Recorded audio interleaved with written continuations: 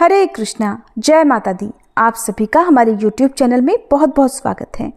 प्रिय श्रोताओं, आज की इस वीडियो में मैं आपको कलश स्थापना की बहुत ही सरल विधि बताऊंगी। कलश केवल एक पात्र ही नहीं बल्कि उसमें देवी देवताओं और शुभ शक्तियों का वास माना जाता है। और जब हम विधि पूर्वक कलश की स्थापना करते हैं तो उसमें सकारात्मक ऊर्जा का संचार होता है और वो जगह दिव्य आभा से भर जाती है।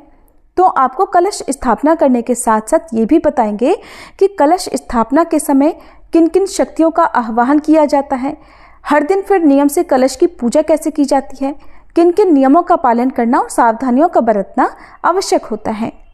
नवरात्रि हो या फिर कोई भी विशेष अनुष्ठान हो, सनातन धर्म में कलश की स्थापना करना एक अत्यंत पवित्र और शुभ प्रक्रिया होती है। इसे सही तरीके से करने से ही देवी देवताओं की कृपा प्राप्त होती है।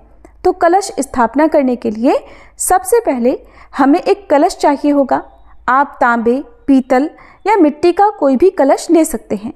ध्यान रखिएगा, कलश को खाली नहीं छोड़ा जाता, इसलिए हमें कलश के कंठ पर मौली यानी कलावा भी अवश्य बांधना होगा। कलावा बांधने के बाद अब हम कलश के ऊपर हल्दी से या कुमकुम से स्वास्तिक का चिन्ह बनाएंगे, जो कि बहुत ही शुभ होता है। इसके बाद हम कलश को शुद्ध जल से कंठ तक भरेंगे। अगर आपके पास गंगा जल बहुत अधिक है तो आप केवल गंगा जल भी भर सकते हैं और गंगा जल की कुछ बूंदें मिलाकर आप शुद्ध जल भी भर सकते हैं। गंगा जल के अलावा अन्य तीर्थों का जल हो तो वो भी आप इस कलश में डाल सकते हैं। कलश में जल भरने के बाद अब हम उसमें कुछ पवित्र सामग्री डालेंगे, जैसे हल्दी की गांठ, सुपारी, लौंग का जोड़ा, एक हरी इलायची और एक सिक्का। अगर आपके पास चांदी का सिक्का हो तो वो भी आप डाल सकते हैं, ये और अधिक शुभ होता है। अगर आपके पास 5 तरह के रत्न हो तो आप 5 रत्न भी डाल सकते हैं। अब हमें आम के पत्ते लेने हैं। अगर आपके पास आम के पत्ते उपलब्ध ना हो तो आप अशोक के पत्ते भी उपयोग कर सकते हैं, क्योंकि नवरात्रि में 9 दिनों तक कलश की स्थापना होती है। इसलिए आम के जो पत्ते होते हैं वो बहुत ज़्यादा उपयुक्त माने जाते हैं, क्योंकि वो लंबे समय तक ताजे भी बने रहते हैं। अब कलश के ऊपर हमें नारियल रखना होता है। ध्यान रहे कि नारियल सूखा हुआ ना हो, उसमें पानी अवश्य होना चाहिए और नारियल का मुख हमेशा पूजा करने वाले की ओर होना चाहिए। अब हम नारियल को एक लाल कपड़े में लपेटकर मौली से बांध देंगे। अगर लाल कपड़ा ना हो तो आप लाल चुनरी बांध सकते हैं, और अगर नारियल पर लपेटने के लिए लाल कपड़ा या फिर लाल चुनरी भी ना हो तो आप केवल मौली भी बांध सकते हैं। कलश के ऊपर आम या अशोक के पत्ते रखने के बाद एक पूर्ण पात्र भी रखना होता है।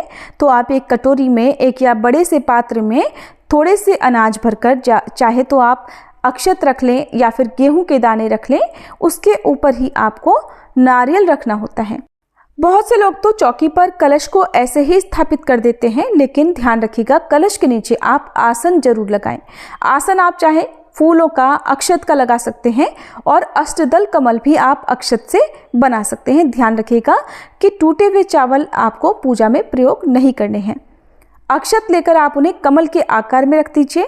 इससे अष्टदल कमल के ठीक बीचों बीच में आप कलश की स्थापना करें। ध्यान रखिएगा कि नारियल का जो मुख है वो पूजा करने वाले की ओर ही रहे। और नवरात्रि में माता रानी की मूर्तियां चित्र के सीधे हाथ की ओर कलश की स्थापना की जाती है। आपका बायां हाथ होगा और मां का दाहिना हाथ होगा। इस प्रकार से कलश सकारात्मक ऊर्जा को आकर्षित करता है और पूजा भी सफल होती है। अब कलश की स्थापना तो हो गई, कलश की पूजा भी हमें करनी है। तो कलश में विभिन्न देवी देवताओं, सप्त नदियों और पंच तत्वों का वास माना जाता है। जब हम कलश की स्थापना करते हैं तो इन शक्तियों का आह्वान करते हैं। सबसे पहले भगवान विष्णु, जिनकी कृपा से कलश में दिव्यता आती है। देवी लक्ष्मी, जो शुभता और समृद्धि प्रदान करती हैं। देवी दुर्गा, जिनकी शक्ति से घर में सुरक्षा और शक्ति का वास होता है। फिर गंगा, यमुना, सरस्वती, नर्मदा, कावेरी, गोदावरी और कृष्णा नदी, इनका जल पवित्रता का प्रतीक होता है। यदि इन पवित्र नदियों का जल हो तो अच्छी बात है, नहीं तो आप मानसिक रूप से इन पवित्र नदियों का ध्यान भी कलश की स्थापना और पूजा करते समय कर सकते हैं। सभी नवग्रहों का प्रभाव भी होता है कलश में। कलश के अंदर पंच तत्वों का भी वास होता है। पंच तत्व यानी पृथ्वी, जल, अग्नि, वायु और आकाश। अब कलश की पूजा करते समय आपको इस मंत्र को बोलकर आह्वान भी करना है। ओम गंगे च यमुने चैव गोदावरी सरस्वती नर्मदे सिंधु कावेरी जले अस्मिन् सन्निधं कुरु। इससे सभी पवित्र नदियों की ऊर्जा कलश में समाहित हो जाती है। इस प्रकार कलश की स्थापना करने के बाद आपको हर दिन कलश की पूजा भी करनी होती है। हर दिन आप कलश की पूजा कैसे करेंगे ये भी जान लीजिए। तो सबसे पहले स्नान करके स्वयं स्वच्छ होकर साफ स्वच्छ वस्त्र धारण करें, पूजा स्थल को गंगा जल से शुद्ध करें, फिर कलश को दोनों हाथों से स्पर्श कर उसका ध्यान करें। कलश के पास घी या तेल का दीपक जलाएं, धूप जलाकर पूरी जगह को सुगंधित करें और कलश पर पुष्प और अक्षत अर्पित करें। फिर नैवेद्य अर्पण करें, भगवान को, देवी माँ को फल, मिठाई या अन्य नैवेद्य अर्पित करें। यदि नवरात्रि में कलश स्थापित किया है तो रोज माता रानी की आरती करें और ओम ऐं ह्रीं क्लीं चामुंडाय विच्चे मंत्र का जाप करें। कलश में भरे हुए जल को आपको हर दिन हटाना या हिलाना नहीं है।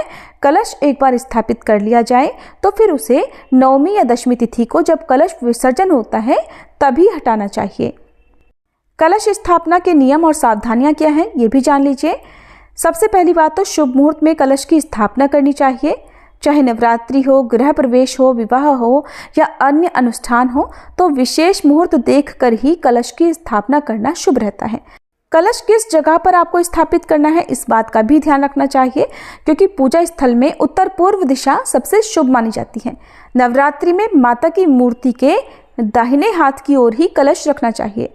जल शुद्ध होना चाहिए। कलश में जल शुद्ध और ताज़ा होना चाहिए, जिसमें गंगा जल, हल्दी, सुपारी, लौंग, इलायची डालनी चाहिए। नारियल का मुख सही दिशा में हो, यानी पूजा करने वाले की ओर होना चाहिए। आम के पत्ते का प्रयोग करें, क्योंकि आम के पत्ते लंबे समय तक ताजे रहते हैं। अगर आपकी पूजा की चौकी छोटी है, चौकी पर कलश की स्थापना नहीं कर पाते हैं, तो आप नीचे जमीन पर उस जगह को गाय के गोबर से लीपकर या गेरू से लीपकर या गंगाजल से शुद्ध कर उसके ऊपर स्वास्तिक का चिन्ह या अष्टदल कमल बनाकर या पुष्प और अक्षत का आसन लगाकर उसके ऊपर भी कलश की स्थापना आप कर सकते हैं। कलश की स्थापना करने के बाद भी आपको कुछ बातों का ध्यान हर दिन रखना होता है, जैसे कलश को कभी अकेला ना छोड़ें। अगर कलश स्थापित किया है तो प्रतिदिन सुबह और शाम की पूजा अवश्य करें और जब पूजा पूरी हो जाए तो उसका विधि पूर्वक विसर्जन भी करना चाहिए।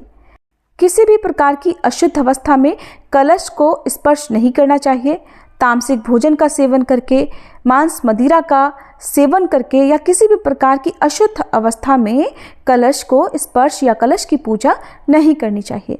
कलश को अशुद्ध स्थान पर नहीं रखना चाहिए। कलश को जहां पर भी एक बार स्थापित कर दिया उस जगह से उसे बार बार हिलाना या हटाना नहीं चाहिए और कलश विसर्जन करने के बाद जल का सदुपयोग करना चाहिए।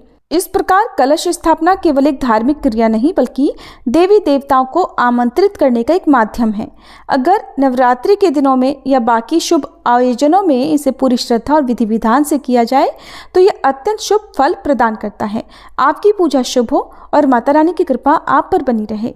अगर आपको ये वीडियो पसंद आई हो तो वीडियो को लाइक करके कमेंट बॉक्स में जय माता दी लिखकर इसे ज़्यादा से ज़्यादा भक्तों तक जरूर शेयर कीजिएगा।